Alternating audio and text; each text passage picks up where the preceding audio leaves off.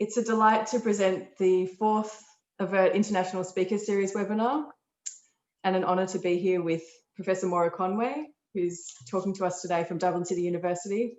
Before we begin, I'd like to acknowledge that we are broadcasting from Wurundjeri Bunurong country. I'd like to acknowledge elders past, present and future, and to say that this is our final seminar for 2020, but we're looking forward to many new seminars in 2021.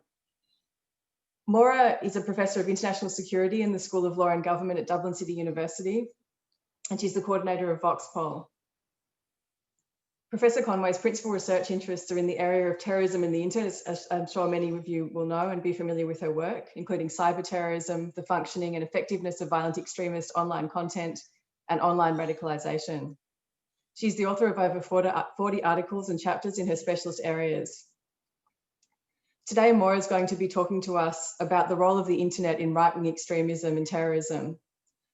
Taking the lead from her 2016 article, 6 Suggestions for Progressing Research, this article will give us 9 suggestions for progressing research. And just before we begin, I'd like to give you some housekeeping rules. If you have any questions, please put them in the Q&A. If you have any technical issues, please consult us in the chat, and we will be recording this session. Over to you, Maura. Thanks a lot, Vivian, Michelle, and everybody at AVERT for having me. It's still very dark. I'm in the west of Ireland right now, so I have all my lights and everything on because it's 7:30 a.m. But I think we actually have some people from my side of the world as well who are early risers too. But it's nice to be able to talk to people in Australia and in that neighborhood. Like Vivian just said, what I want to talk about this evening, is the role of the internet in right-wing extremism and terrorism. Like Vivian also said, what I'm basically drawing on is my article from 2016-2017 about determining the role of the internet in violent extremism and terrorism more broadly. And in that work, I made 6 suggestions for progressing research in the area. And I guess what I'm doing right now is sort of testing out,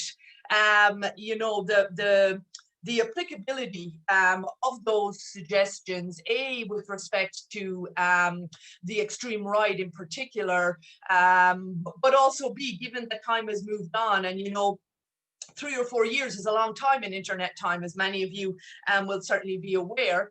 So I think that's an interesting aspect of things too. I guess why I'm doing it is because I think implicitly, if not explicitly, that original article was quite taken up with so-called Islamic State. I think that made a certain amount of sense at that time, because a lot of people, not just researchers, but policymakers and media and a whole host of others, were rightfully taken up with so-called Islamic State at that time. But things have moved on since, and that's why I had the thought to think through these suggestions in this new context, as I say. Let me tell you what those original 6 suggestions were to begin. They are with respect to widening things out in terms of what we address within our subfield, doing more comparison, deepening some of the research in the sense of engaging in some ethnographic and other types of approaches. On the other hand, also doing some upscaling, some, if you like, in inverted commas, big data analysis. Number 5, outreaching beyond terrorism studies or even international security to other relevant disciplines and colleagues. And number 6 was something a little bit more substantive, if you like, and it was with respect to gendering. Like Vivian said, what I wanted to do today was actually add some more, perhaps. So this is more of a 9 suggestions at the present time. So 3 more points, I guess, I'd like to make. I think we do need to pay more attention to visuals. I think we certainly need to have a greater focus on platforms. And number 9, I'd like to say a few words about ethics, given the time to do so. So what you'll see on each of the screens is, in the black box, if you like, at the top of each screen is the point or the suggestion that was made in the original article, and then some reflections on that in the lower portion of each of the slides. So I'm hopefully going to have time to run through all 9 suggestions, and then we can also have a bit of a back and forth about some of those. So with respect to widening, in my original article, I suggested that we widen our focus beyond what was at that time a fairly narrow focus of violent jihadi online content. And in fact, not just on violent jihadism, but on so-called Islamic State in particular. And I did say at that time that the extreme right were worth some consideration in this respect. You know, terrorism research, terrorism studies is notoriously reactive to especially real world events. And so what has happened, I would say right now, is that we've gone almost wholesale in the other direction. So we've almost dispensed with the focus on jihadis and pivoted almost entirely to the extreme right. And you know, it makes a certain amount of sense, the way in which terrorism studies is fairly infamous for doing this, because it is, like I say, fairly reactive to real world events. But there's also practical reasons for this, having got to do with data access and research funding and what have you. What I do think we need to find is a much greater balance. And I certainly don't think that now's the time to, you know, dispense wholly with the jihadis and their online activity. That would certainly be a mistake. So what I would prefer, I guess, is for us to have, you know, a 360-degree view, if we could, with what's happening in terms of online and extremism and terrorism at any given time. The second point I made in that original article was about the utility of comparative work. And I suggested that we needed to engage not just in cross-ideological analysis, but also do other types of comparisons between groups, countries, languages, platforms, and what have you. And I think this suggestion actually stands up very well with respect to the extreme right. I certainly think that what we need, if we look at the extreme right in particular, is greater attention to ideological variance within that movement, if you'd like to call it that, overlaps and divergences within the movement. Also, for me, another important aspect is organizational types. So not just to focus on groups as traditionally understood, but also individuals, including in the online space, influencers, if you'd like to term them that, movements, media or content production outlets, political parties, and what have you. So all of these different types of organizations and their online activity. Another point that I think is worth making is that the internet is certainly not experienced the same everywhere. You know, sometimes I think people feel like because the internet is global, there is some internet space that is, you know, fairly, I've lost my train of thought now. There's an internet space, if you like, that's unique but the same. And for me, an important point to always keep in mind is that the internet is experienced very differently in different geographical locations. And I think this is a particularly relevant point with respect to extreme right activity, which has a long history of piggybacking, if you like, on local issues and events. Also, the last point here is that it's definitely the case that some countries and some languages, European countries, for example, but especially English-speaking countries, to include also Australia, are hugely overrepresented in terms of the research that's been carried out on them. And then other countries are hardly addressed at all. And so I would say, for example, that there are a whole host of non-Western countries where there is very significant right-wing activity ongoing, including online, really have not received sufficient attention to date. And a really obvious one, I think, is India, but also, you know, various South American countries, elsewhere in Asia, for example, the Philippines, and there's a whole host of countries that I'm sure that all of you can think of that fall into this particular category. And I think, you know, comparison of this activity with the activity that we know a lot about already could certainly be a useful way to progress things also. Number 3 point was with respect to deepening, in other words, to drilling downwards. And what I was originally interested in pointing out was that there had been little attention to individual internet users' experiences, and especially the way in which they had used the internet or experienced the internet in their processes of radicalization. Something that some of you may have heard me say before is that, you know, if you ask the internet about the internet, it'll tell you that the internet is really important in whatever realm.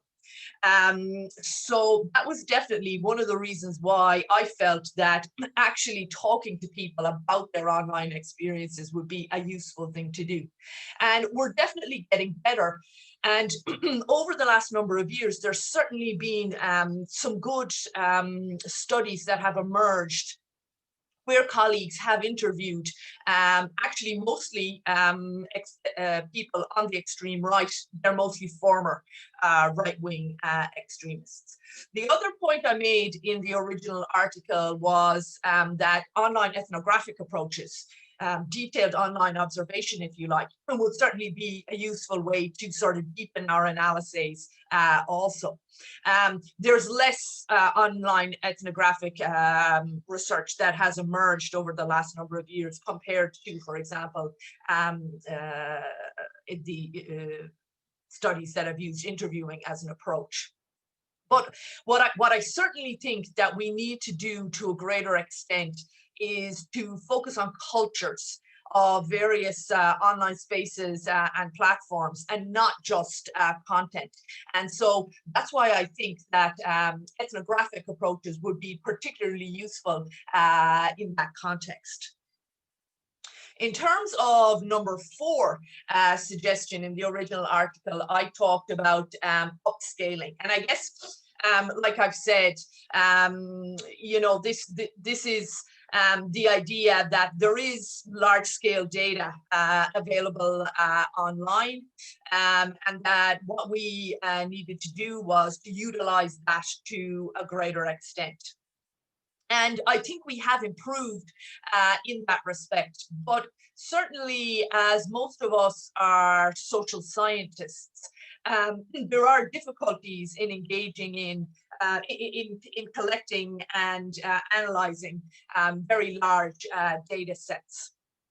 And in that original article, I talked about ways that we could maybe remedy that in terms of working with computer scientists, learning how to undertake basic online data collection and analysis ourselves, using commercial data brokers.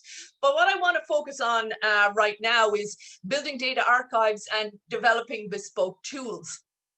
And, you know, one of the most useful repositories for researchers who were interested in violent jihadis and their online content production and circulation was Jihadology. So Aaron Zellen's Jihadology website, in which he collected really large amounts of this content from the internet and made it available to researchers on his website.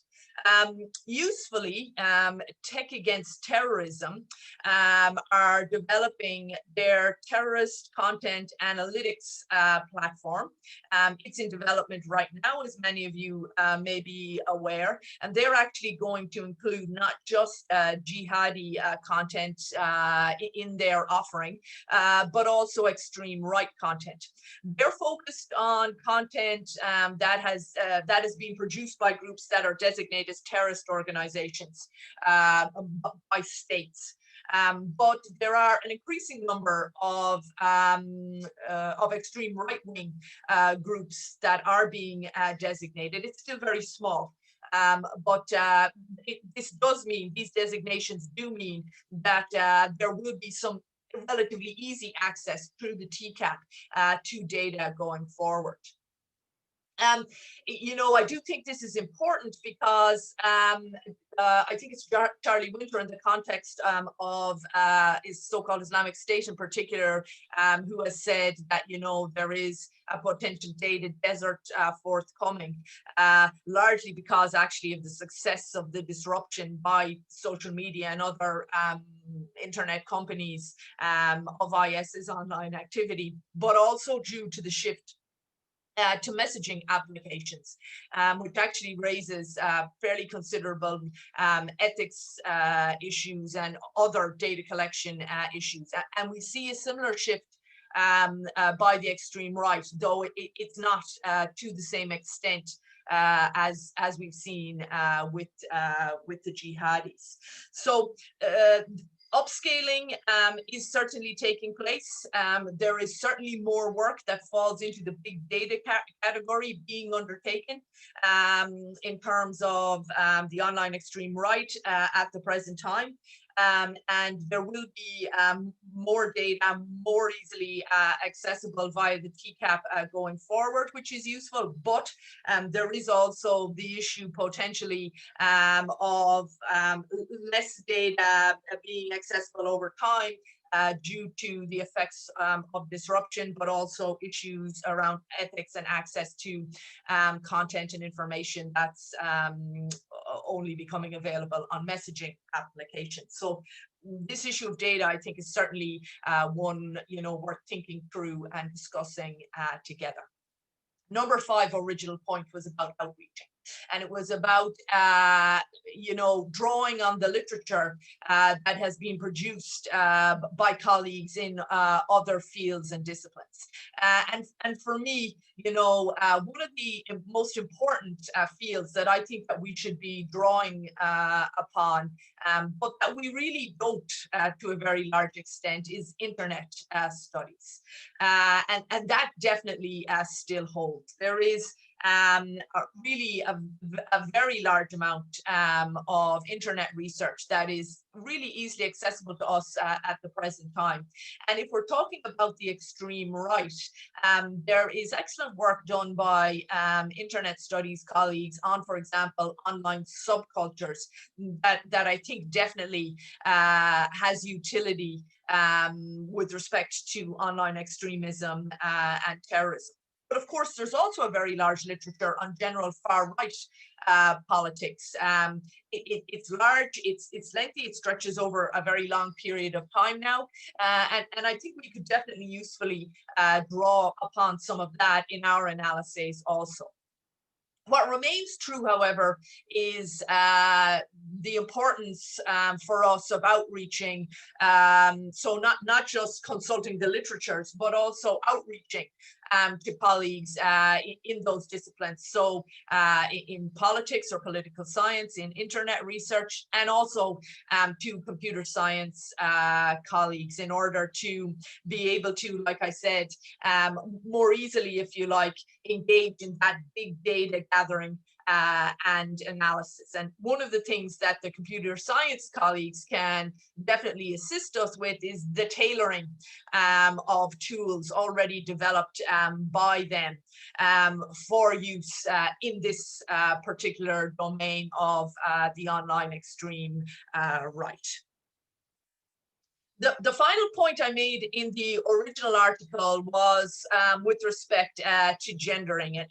And basically, what I was suggesting was that we needed to pay more attention to gender as a dimension of violent extremist and terrorist online activity. And I wasn't just talking about women and female users and their activity, though that is certainly important, but also ideas about masculinity and the performance of masculinity in online extremist spaces. And, you know, it's interesting. There really is a significantly growing literature on female users, especially, I guess, what you might call extreme right online influencers and female-focused extreme right online content. There has been much less attention, though, yet paid to masculinity, not to say hyper masculinity, despite very obvious and significant misogynistic elements in all variants, I would say, of the extreme right. And maybe the only exception is the small but growing amount of work on incels and their activity. I guess a question for myself, and one that I'm interested to get your insights on, is whether when I'm talking about the extreme right now in particular, this category of gender or gendering needs to be replaced with a broader focus on maybe supremacy or exclusion or something similar, or to add that as a separate category. I'd be interested to get people's insights on that particular issue. In terms of the new suggestions, so number 7 is with respect to visuals. You know, most of us, like I already said, come to this from a social science background, and social scientists tend to have a focus on text. And there are a lot of accessible methodologies and indeed tools for text analysis out there. Visual analysis is a lot more difficult, and it's especially difficult to do on a large scale for social scientists. Having said that, Web 2.0 is definitely the visual web, and visuals are very heavily relied on by far-right extremists, especially memes are quite prominent, but also a whole variety of symbols and other images and visuals that are employed by them to communicate about their political and ideological commitments. So one of the things that I would definitely like to see more of is a greater focus on visuals and more of us engaged in visual analytics, if you like. Number 8 point is with respect to the platforms. And for me, an important issue that I simply mentioned in passing in that original article, like literally in some of the last lines, was, oh yeah, and we should look at these corporations and these platforms and pay more attention to them. You know, I think that's increasingly important. So it's not just about content on the one hand or users on the other hand, but also about the structures in which those users are operating. So we can plainly see that there are a wide variety of types of platforms that are being utilized by the extreme right. So one of the things I think maybe some of us defaulted to with respect to the jihadis was a focus on social media, and then contemporarily on messaging applications. An interesting, is it a difference or is it not? But definitely in terms of the extreme right, it's possible for us to point to a whole multitude of different platforms and online spaces that are in use by them.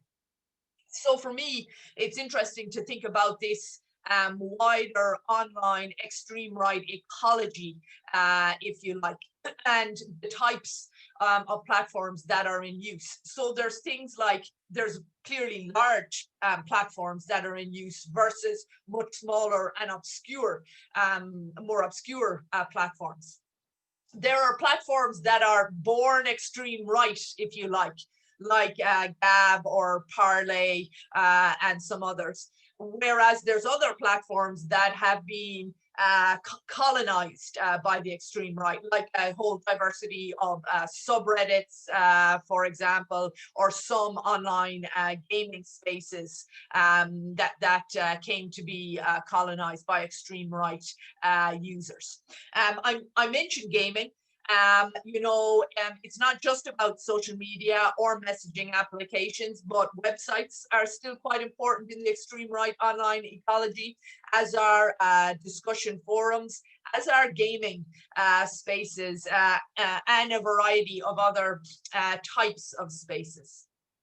So for me, something really quite important that really hasn't been sufficiently addressed over time, and I think this is true also with respect to the jihadis, is the affordances, if you like, of particular platforms. So what makes X or Y platform attractive to X or Y different group or movement or what have you? And this also brings us back not just to the technology or the functionalities of any given platform, but also the specific cultures of different platforms, for example. And then also, just to stick with the platforms for another minute, I don't think we've grappled sufficiently yet either with company policies and their development. So I think we could also usefully pay greater attention to the development of companies' policies over time, changes in those policies, similarities and differences between the policies of different companies. And actually, there's quite a lot of information out there at this point about especially the big companies, but also others, decision making in respect with broadly online extreme right activity on their services. And a particular interesting one, I guess, to look at if you're thinking about structures and governance structures in particular, is the very recently constituted Facebook Oversight Board.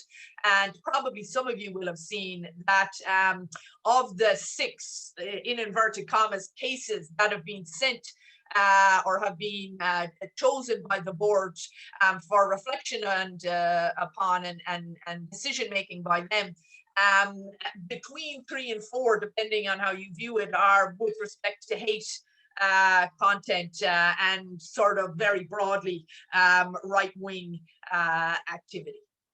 And then my last point is with respect to ethics. There's many different issues that we can focus on here, and actually, I guess some time ago now, maybe even 2 years or so ago, I spoke at AVERT in Melbourne about ethics issues broadly in online extremism and terrorism research.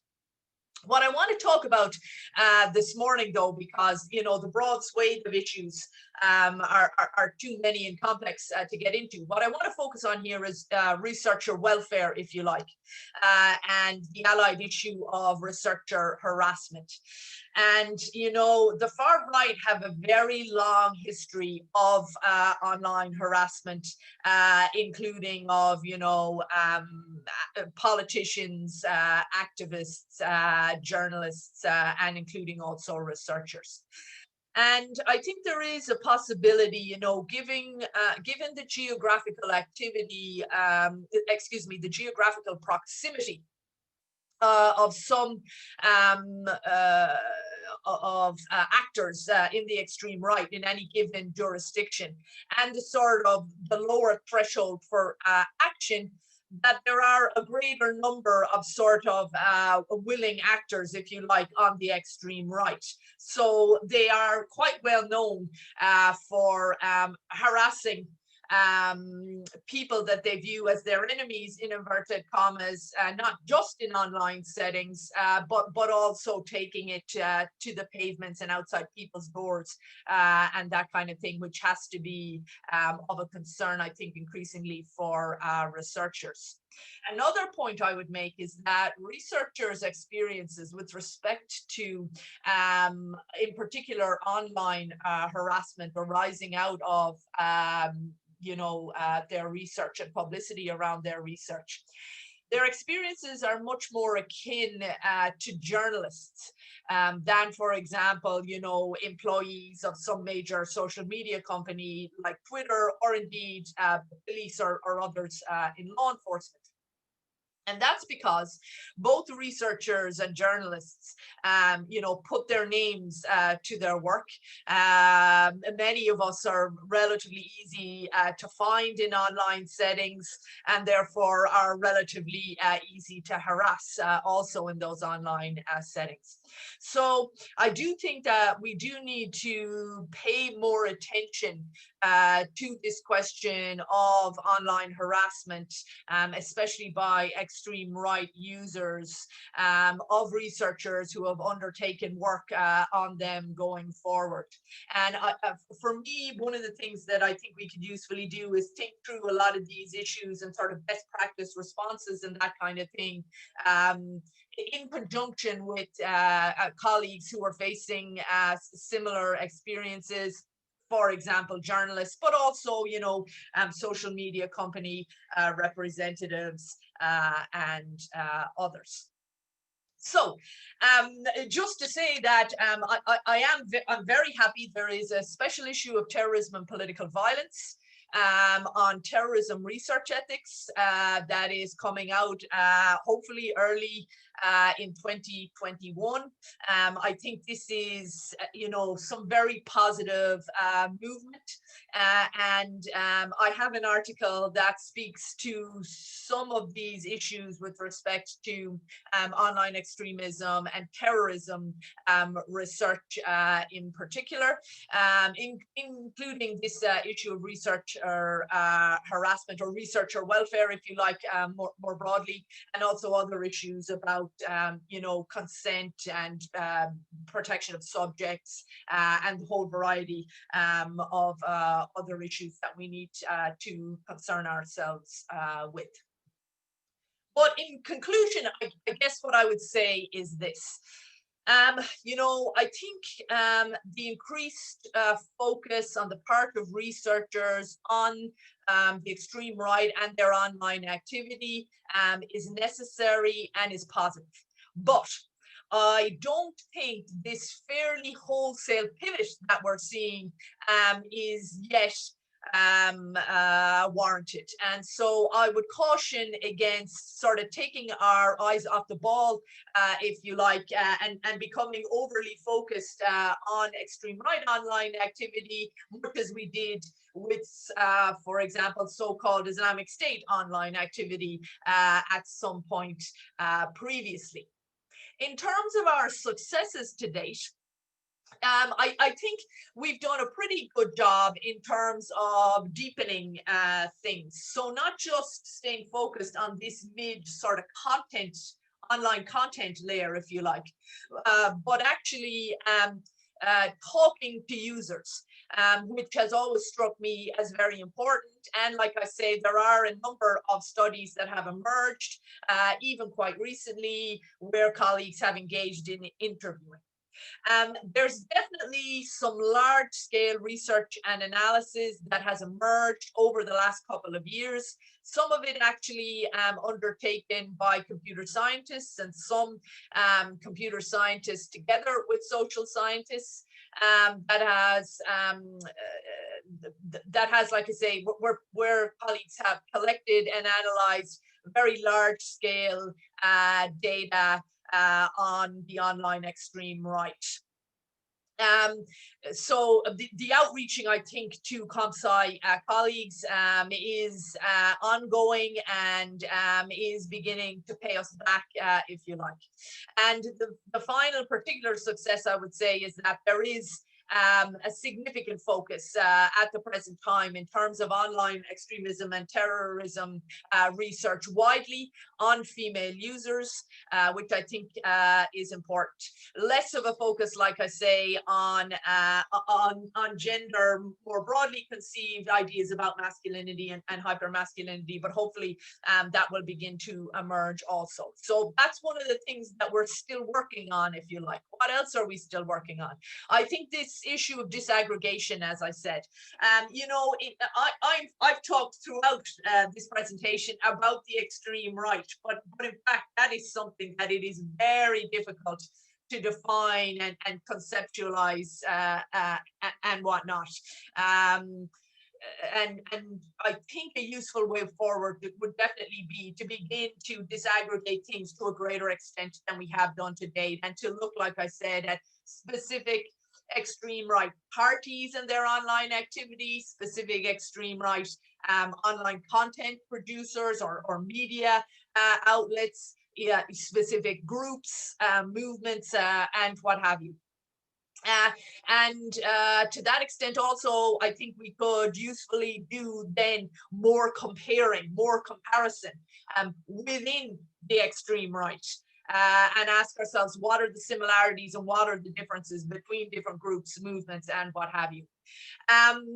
More work is certainly warranted on visuals. Some of our computing science colleagues have done some fairly large scale analysis, but I think we can definitely do more and better going forward. And definitely more attention is warranted in terms of the variety of platforms, their policies with respect to extreme right actors, how these have developed, their decision making in this regard, and what have you. And finally, like I've already said, we're quite early in our consideration of ethics, but clearly it's something that's really on the agenda now. And so I certainly hope that we can begin to think through all the different ethical issues that are facing us when we're engaged in this research, including not just research on extremism and terrorism broadly, but some of the specific issues that are engaged by researchers who are researching the online extreme right in particular. Like I said, I'm in general, I guess when you give a sort of a public lecture or whatnot, people tend to bring to the table work that's already very well advanced. This is not very well advanced. I'm really still trying to think through many of these issues. So I have some questions for you rather than you just having questions for me. And they're basically with respect to, you know, where to next? What to cut, what to retain, what to add, what have I missed, I guess, is one of my key questions maybe for you. What are things that you think are absolutely crucial with respect to online extreme right and research in this area, and that I haven't addressed? I look forward to hearing what people have to say. Thank you so much, Maura, for an absolutely fascinating, nuanced and insightful discussion. We've got a number of questions, many questions.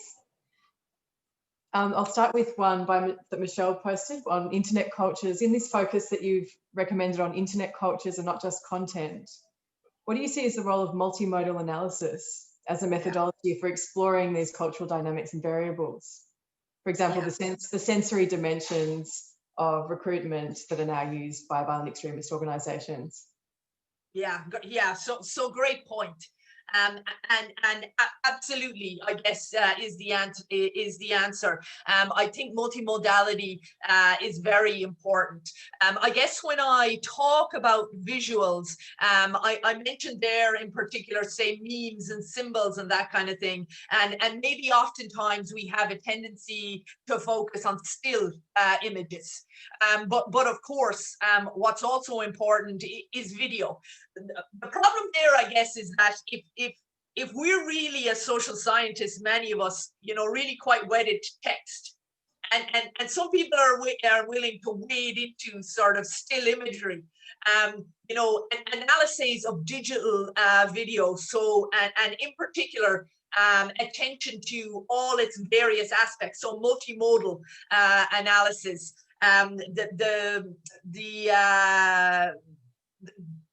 the difficulty, the level of difficulty there is raised in every step. But I absolutely think it's crucial. And in terms of multimodal analysis, you know, just recently I learned that there is a really large literature out there precisely on multimodality and how to undertake analyses in this area. So one of the things that I think that we really fall down on a lot is to stay focused on the literature in terrorism studies and not to branch out sufficiently and not to explore relevant other literatures. And I always talk about internet studies because if you're an online extremism researcher, that just seems really obvious. But of course, there's much great work actually out there on multimodal analysis that isn't about online per se. It's just about the conjunction of you know, sound and visuals and movement and what have you. So yeah, great point, Michelle. Thank you. Thanks, Maura. Another question from Benjamin Lee, thanking you for a great update to the original paper. Benjamin asks, given the importance of the internet in every facet of life, including in traditionally offline activities associated with extremism like protest, organisation, direct action, and even terrorism, should we still be differentiating between online and offline terrorism and extremism research? Yeah, it's a really good question. Thanks, Ben. Yeah, so I go back and forth on this actually.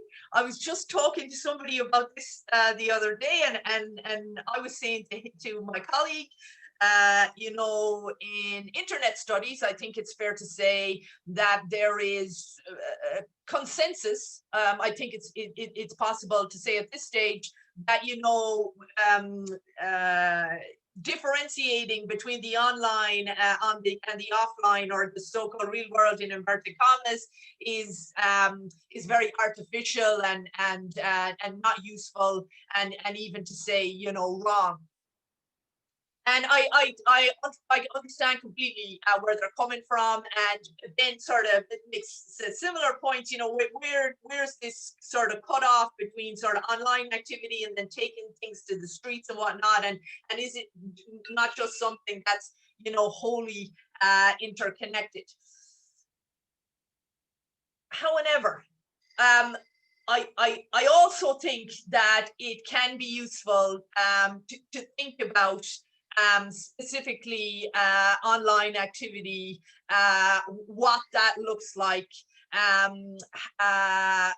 what precisely people are doing online, what impacts that is having on them, and also how it then translates into real world settings. So I do favor quite a lot of the time sort of disaggregation and breaking things down further. And I guess that fits into that kind of an approach. Once I guess you sort of, if you want, build things up again, and always remember that it's never just about the online. And that's really important to keep in mind, because I'm not somebody who thinks that you can actually do terrorism on the internet. Terrorism is something ultimately that has to take place in a real world setting, as far as I'm concerned. So ultimately, it is all about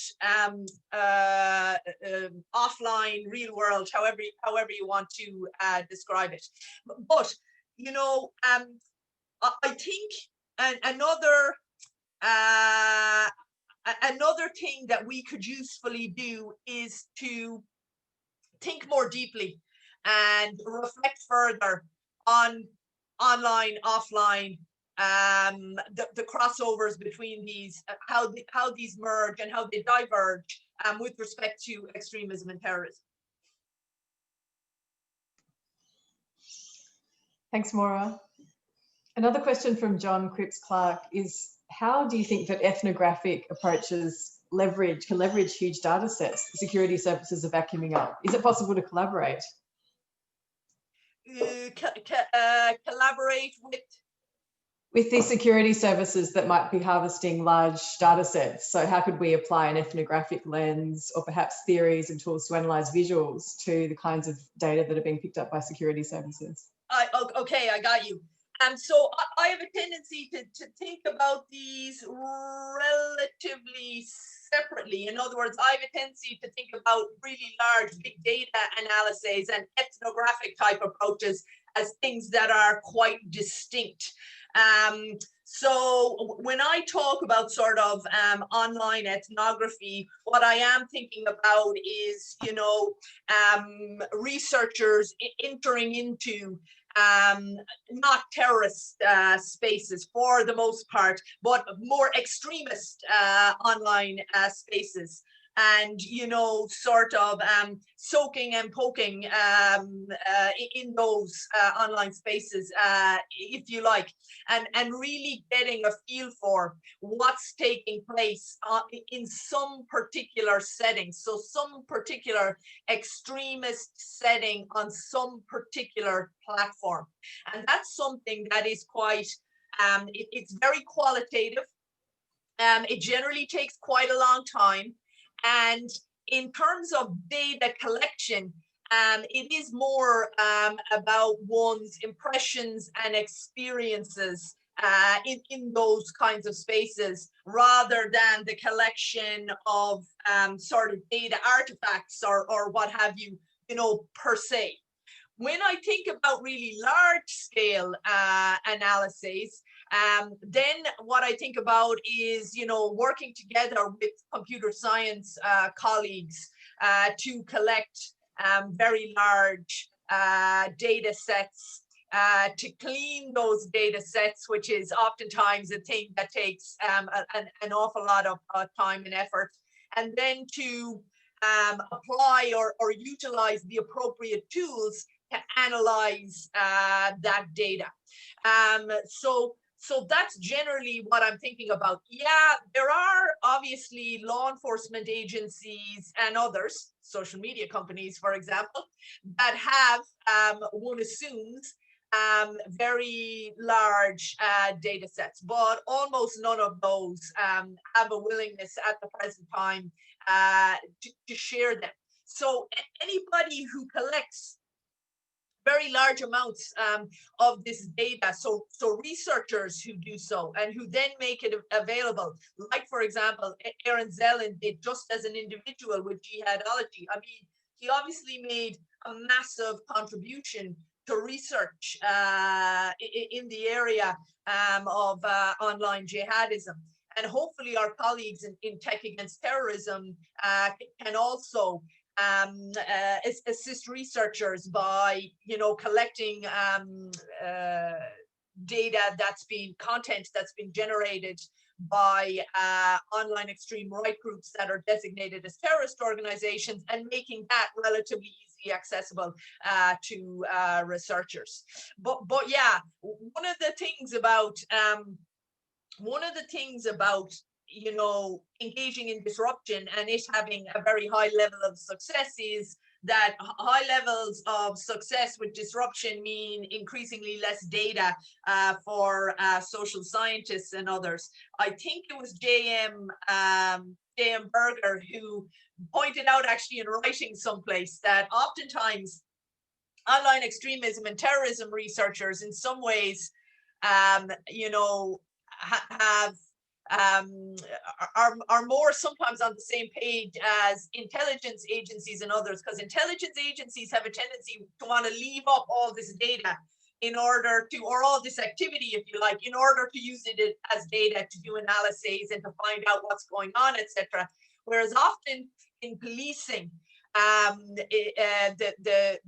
there's a different interest, which is to say to take down this content in order that it's not used, you know, to ultimately engage in criminality and terrorism and whatnot.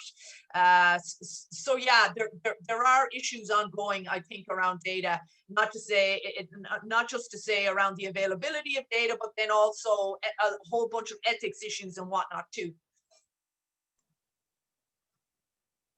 Helen Young is asking another question. What role do you think that humanities approaches might play in all of this? Helen's thinking of screen and video analysis methodologies, for example, fan studies and the like. Exactly. I really like this idea. And I really like the idea of thinking things through in terms of digital humanities approaches. So there's a lot of great work going on in the digital humanities, and exactly screen studies, visual analysis. A lot of the work that I was referring to in terms of that literature on multimodal approaches is also in humanities. And I was going to say also, I guess, I never know where sort of linguistics sort of fits in, HSS, humanities and social sciences somewhere, but also there is interesting and relevant work, I think, ongoing in computational linguistics too. So, but in particular, to Helen, I guess I would say I have always liked the thought of bringing in the work that's been done in fan studies. I think there's some very interesting work that I think segues very well with some of the activity that we see in online extremist circles, not just with respect to the extreme right, but certainly with respect to them, but also, in fact, the jihadis too. Thanks, Maura. Another question from Lydia Khalil, who's wondering if you could speak to the differences in definitions and designations of extremism and terrorism actors or groups by governments versus the designation of what the tech industry terms dangerous actors by mainstream platforms. Do the designation definition differences matter? And if yes, how so? Okay, so this is a great question. It's not one that I think has been sufficiently addressed. I think, like I said already, that there is quite a lot of good data out there now, if you like, because the major companies, but also a whole bunch of smaller companies, have actually spoken to these issues, some of them at some length. In fact, if we're talking about really major companies like, say, Facebook, YouTube, Twitter, and others, but Facebook in particular, they've put out quite a lot of information about their decision making, if you like, or what they're thinking with respect to extreme right, if you like, broadly, but then also about, for example, white supremacy, about particular groups and organizations, for example. And I think that we could really usefully mine some of that information or some of that data to a greater extent than we've done at present. Yes, it matters whether a group is designated as a terrorist group by a government or not. And we really have seen the ratcheting up over the last 1 to 2 years in particular of designations by governments of certain extreme right groups.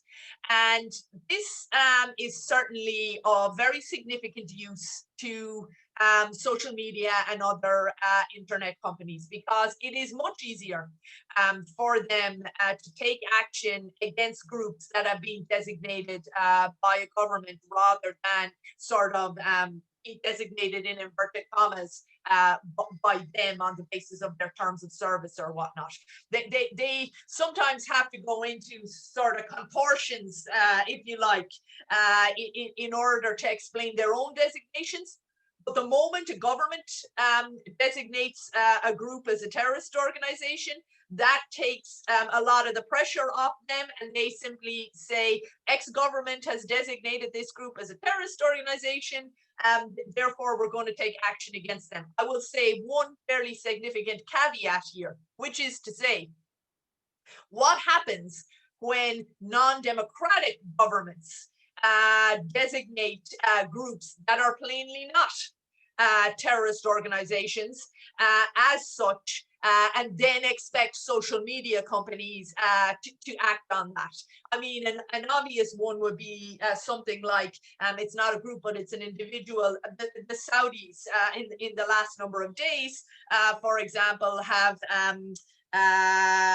hauled the women's one of the women's rights campaigners into a terrorism court, for example. So it's not a panacea, if you like, but certainly if you're talking about democratic governments having a process of designation that's, you know, broadly acceptable, then that certainly works to the advantage of the companies, and is appropriate, I think, in the sense that, you know, that is the job of government, to designate groups or what have you, rather than the job of companies per se.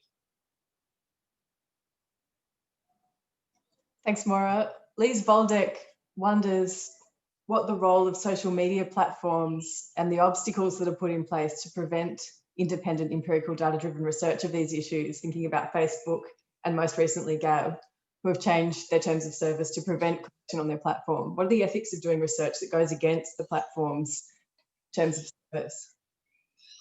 Hi, Lise. Yeah, this is a really interesting and a really tricky question. So there's some good work in internet research about precisely this issue of terms of service and sort of contravening terms of service in research. You know, I take the view that terms of service are there for good reasons, and it can be sensible most of the time to adhere to those. However, I do think there is some work, research, that needs to be undertaken for the public good, that may need to contravene terms of service. And I don't think that research ethics committees or IRBs, or however you want to term them, should deny the possibility out of hand of researchers contravening terms of service. And in fact, so two things. There are some interesting cases going through the courts at the present time about this particular issue. And some people may be familiar with, for example, the recent discussions about some researchers in the US who have been doing work about advertisements on Facebook and the targeting of advertisements and let's call them discriminatory practices that may have been employed and what have you. And it's very difficult to do that research without contravening Facebook's terms of service. And they made big efforts in order to try and do that. But there are areas in which social media companies have a significant corporate interest in, you know, disallowing research. And this is actually in a fairly wide area, let's face it. So we see Facebook seeking to limit the research that's been undertaken by the colleagues about the advertisements. We see Facebook or Google seeking to limit their own researchers, actually putting research out there in the public domain in the last sort of week or 10 days or so.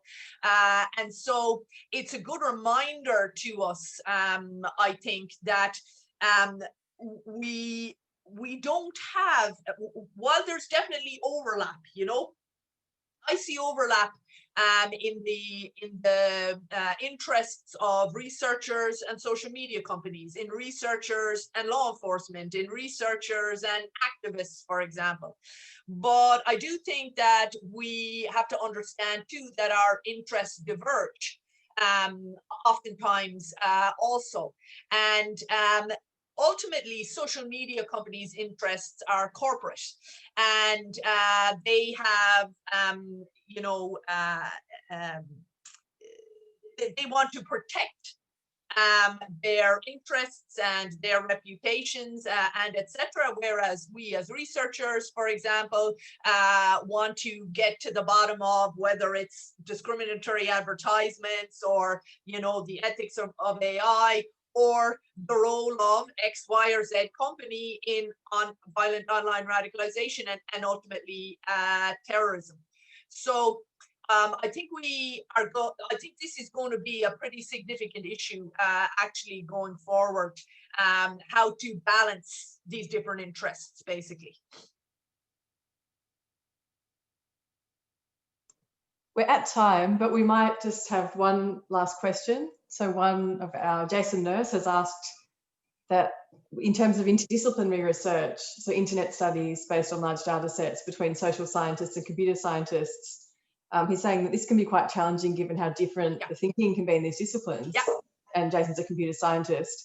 He's wondering, where can this kind of research be published? What sort of venues might appreciate the nature of this work? Do you have any suggestions in this respect? Yeah. So thanks for getting up early, Jason, and thanks for a great question.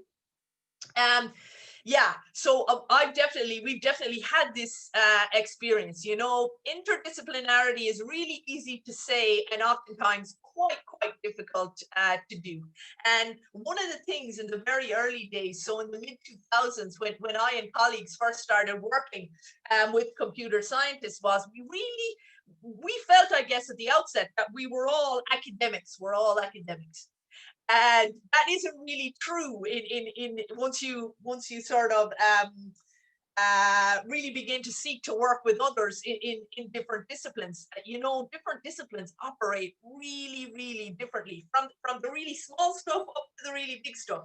One of the things that I can always remember is we decided that we would put in a paper to a computing science conference, and then we realized that the paper was supposed to be 4 pages long. We were like, oh my God, who can write anything in 4 pages? And then we realized that you had to do it in LaTeX. And the whole experience was traumatizing. So like I say, from the big to the small, it's difficult. But I do think that ultimately the best outcomes in terms of work in this area that draws on very large data sets, the best outcomes can be had by social scientists and computer scientists working together. So the computer scientists, the people who have the capacity to do the search, collect the data, have a lot of experience cleaning data, and then also have a whole variety of tools for analysis of a diversity of different types of data, right? That we can then bring our deep subject knowledge, of what precisely is going on with respect to extremism in some space, or with respect to different types of extremism, or what have you. And when we put our heads together, that's when some of the best research emerges, and you can get some of the most crucial questions being asked and the potential for them to be answered. Jason's absolutely right. It can be tricky enough, though, to get the research published, unfortunately, because of disciplinary silos. So if you go to computer science journals, they'll say to you, oh, this is interesting, but this isn't computer science. This is some kind of weird social science. And if you go to social science journals, they'll say, well, this looks kind of interesting, but you know what? There's too many equations in here. I think you should go to a computer science journal. And so you're caught in the middle. Having said all that, there are a number of journals that are in existence, and there are numbers emerging that actually seek to fill this, what was previously a gray area. And so, for example, a journal that I like is Social Science Computer Review. which says which does what it says on the tin. It takes on board work that is social scientific and work that's in computer sciences, and in particular the merging of those. And there are a number of other journals out there too that take a similar type of approach and so I think that's something very positive going forward. I think we still have a bit of a fight on our hands, you know, in terms of really doing interdisciplinary work. And I guess not so much doing it, there's definitely people doing it, really valuing interdisciplinary work and providing venues for its publication. And so making sure that, you know, people who decide to engage, you know, outside of their own discipline actually have the capacity to get the work published, which is ultimately quite important in sort of neoliberal university settings. So we need to make that happen. Thank you so much, Maura, for a wonderful presentation and stimulating discussion, and for all the fantastic questions that our attendees asked. We're looking forward to an exciting year in 2021 of more international speakers and local speakers, and we'll be circulating information next year. And we're wishing you all a wonderful holiday season, wherever you might be in the world. And thanks again, Maura. Thanks, Vivian. Thanks, Michelle. Thank you all. Thank you. Great to have you with us, Maura, and safe and happy holidays and goodbye to 2020. All the best.